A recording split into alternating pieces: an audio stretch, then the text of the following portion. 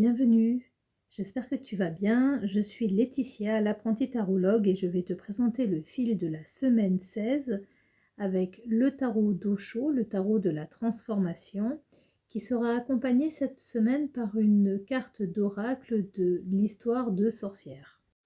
Je ne sais pas encore si je vais ajouter un autre jeu, je ferai en fonction de mes inspirations. Autrement, j'espère que ta semaine s'est bien passée, que tu as pu te servir de la carte d'Osho de la semaine dernière, la carte de l'énergie, avec l'histoire de l'homme au chapelet de doigts humains. Ça m'a suggéré, ça m'a fait penser qu'il fallait faire les choses avec douceur, avec délicatesse, mais c'est aussi parce que je l'ai lu récemment, je ne sais plus où, de mémoire il me semble que c'est dans les lettres du Christ, mais je n'en suis pas sûre, de se comporter comme si toutes les choses que nous faisions étaient précieuses. Et après, personnellement, cette semaine, j'ai fait extrêmement attention de ne pas me disputer avec mon entourage, donc essayer de réfléchir avant de parler. Donc je dis essayer parce qu'avec mon tempérament un peu latin, des fois j'ai tendance à m'emporter.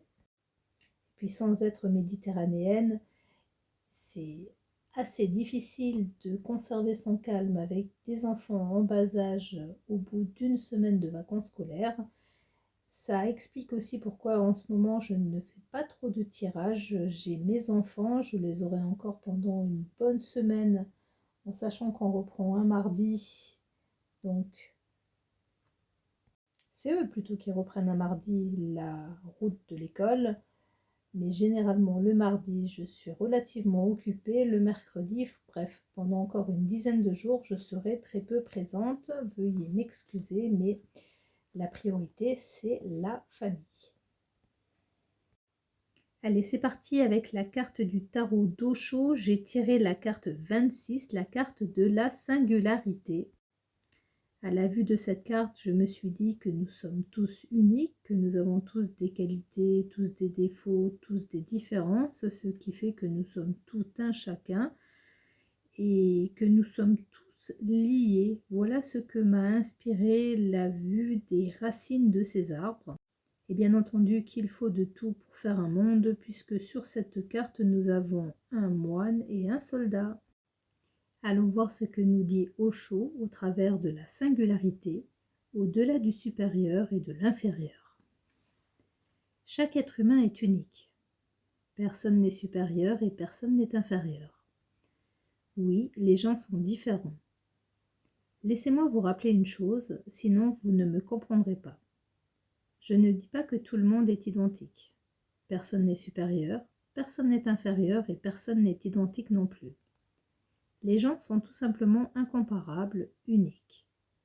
Vous êtes vous, je suis moi. Il faut que mon potentiel contribue à la vie, que le vôtre aussi contribue à la vie. Je dois découvrir mon être profond, et vous, le vôtre. Quand le sentiment d'infériorité disparaît, celui de supériorité disparaît avec. Ils fonctionnent ensemble et ne peuvent pas être séparés. Celui qui se sent supérieur se sent encore inférieur quelque part. Ils forment une paire. Ils vont toujours ensemble, on ne peut pas les dissocier. Un jour, un très fier guerrier, un samouraï, vint voir un maître zen. Le samouraï était célèbre, connu dans tout le pays, mais en regardant le maître, en voyant la beauté du maître et la grâce du moment, il se sentit soudain inférieur. Peut-être était-il venu avec le désir inconscient de prouver sa supériorité. Il dit au maître : « Pourquoi est-ce que je me sens inférieur ? Il y a un instant, tout allait bien. En entrant dans votre cour, je me suis soudainement senti inférieur. Jamais auparavant ne me suis-je senti ainsi. Mes mains tremblent. Je suis un guerrier, j'ai plusieurs fois affronté la mort, et je n'ai jamais ressenti aucune peur. Pourquoi suis-je effrayé maintenant ? Attends, fit le maître. Quand tout le monde sera parti, je te répondrai. Toute la journée, des gens rendirent visite au maître, et le samouraï était de plus en plus las d'attendre. Quand vint le soir et que la pièce fut enfin vide, tout le monde étant parti, le samouraï s'écria : « Maintenant réponds-moi » et le maître répondit : « Viens dehors ». C'était une nuit de pleine lune, et elle était en train de monter à l'horizon. « Regarde ces arbres, dit-il. Celui-ci qui s'élance haut dans le ciel et celui-là tout petit. Tous deux vivent près de ma fenêtre depuis des années et jamais il n'y a eu de problème. L'arbre le plus petit ne s'est jamais plaint au plus grand en disant « Pourquoi est-ce que je me sens inférieur près de toi? Cet arbre-ci est petit et cet arbre-là est grand, et je ne les ai jamais entendus se disputer. Comment est-ce possible ?»« Parce qu'ils ne peuvent pas se comparer, » répondit le samouraï. « Alors, inutile de me poser la question, tu connais la réponse, » dit le maître. C'est la comparaison qui donne naissance à l'infériorité et à la supériorité. Quand vous ne comparez pas, toute infériorité et toute supériorité disparaît. Alors vous êtes simplement là. Petit buisson ou grand arbre, peu importe. Vous êtes vous-même. Vous êtes nécessaire. Un brin d'herbe est aussi nécessaire que la plus grande des étoiles. Sans le brin d'herbe, Dieu serait amoindri. Le chant du coucou est aussi indispensable que n'importe quel Bouddha. Le monde serait moins riche si le coucou disparaissait. Regardez autour de vous. Tout est nécessaire et tout s'assemble. C'est une unité organique. Personne n'est plus haut et personne n'est plus bas. Personne n'est supérieur ou inférieur. Chacun est incomparable et unique. Merci Osho pour ce message. Donc ça complète tout ce qu'on voit depuis quelques semaines. Faire les choses en conscience, respirer en conscience, méditer régulièrement et ne pas se comparer, ne pas se mettre à la place d'autrui, quoique si, il faut se mettre à la place d'autrui pour comprendre les autres, mais pas pour être dans un esprit d'auto-comparaison critique avec il fait mieux cela que moi, ou il est plus spirituel que moi, il a plus d'aptitude, il a plus de facilité. Soyons nous-mêmes, acceptons-nous, commençons par nous accepter. C'est un pas très très difficile de s'accepter tel que l'on est, de se voir beau dans le miroir. Alors je ne sais plus, je vous parle tout le temps de bouquins, mais j'avais lu quelque part, est-ce que tu t'épouserais? Est-ce que tu serais prêt à te marier avec toi-même?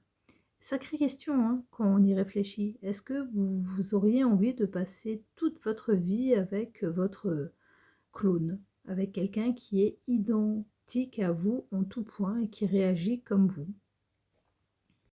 Allez, je vous laisse réfléchir sur cette question et on continue avec l'histoire de sorcière, l'oracle.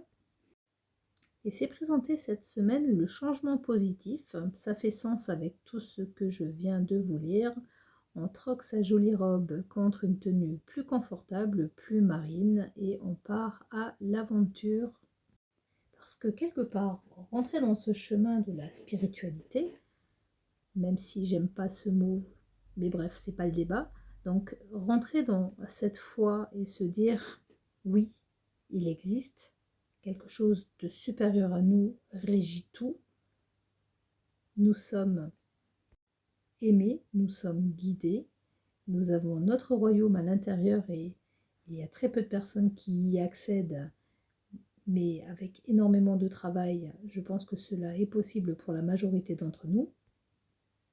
Donc ce changement positif, c'est un peu la carte aussi, la carte de la foi, la carte de la confiance, la carte de je marche en aveugle, mais j'y crois et je suis sûre de moi. Alors que nous dit Deborah Blake que les changements sont positifs, ça c'est le port-salut, c'est écrit dessus, qu'il ne faut pas y résister par peur d'empirer les choses, qu'il faut les surmonter sans crainte, donc c'est exactement ce que je vous disais, et qu'il faut diriger son énergie vers la certitude que tout changement est nécessaire et positif.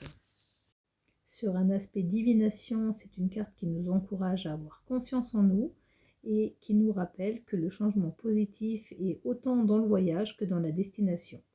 Bon, merci, merci, merci, merci. Merci de m'avoir écouté. Je vais m'arrêter là pour aujourd'hui. Je vous souhaite une excellente semaine 16. À bientôt, prenez soin de vous. Merci.